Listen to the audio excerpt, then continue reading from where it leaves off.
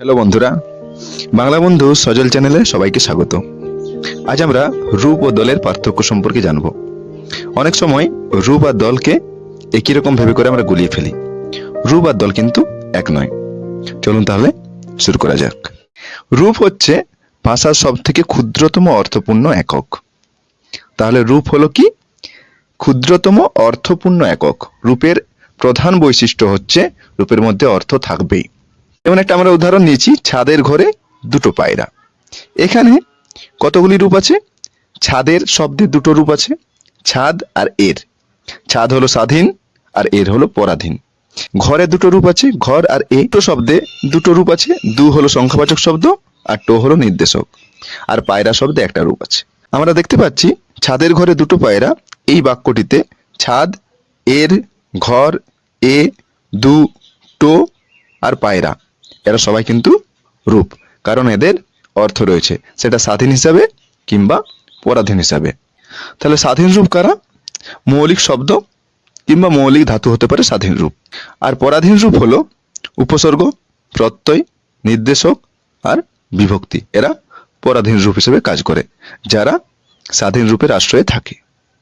এবার আমাদেরকে মনে রাখতে হবে কোনো একটি ধ্বনি কিন্তু রূপ হতে পারে।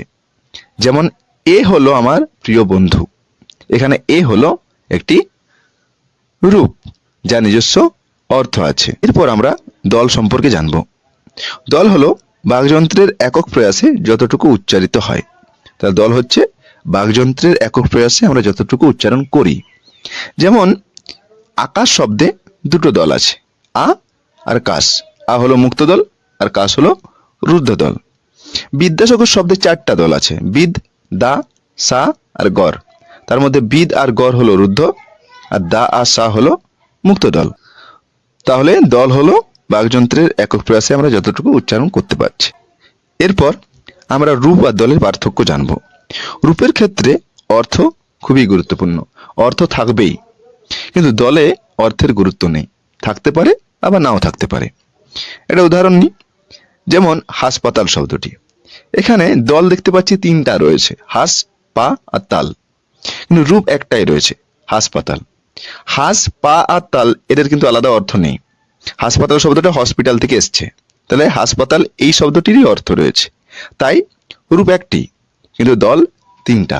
তাহলে আমরা বুঝতে পারছি দলের ক্ষেত্রে অর্থটা গুরুত্বপূর্ণ নয়, কিন্তু রূপের ক্ষেত্রে অর্থ গুরুত্বপূর্ণ। তাহলে রূপ আর দল কিন্তু এক নয়। যেমন আরেকটা উদাহরণ নিই, মানুষকে।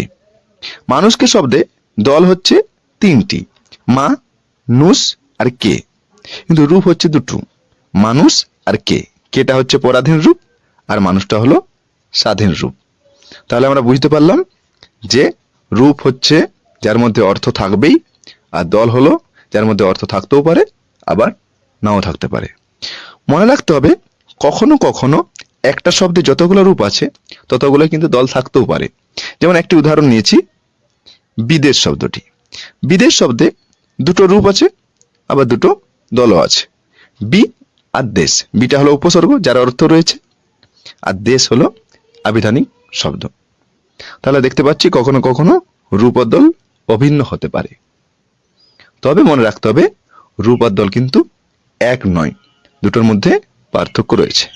তাহলে বন্ধুরা আজ এই পর্যন্তই। সবাই খুব ভালো থাকবেন, সবাইকে ধন্যবাদ।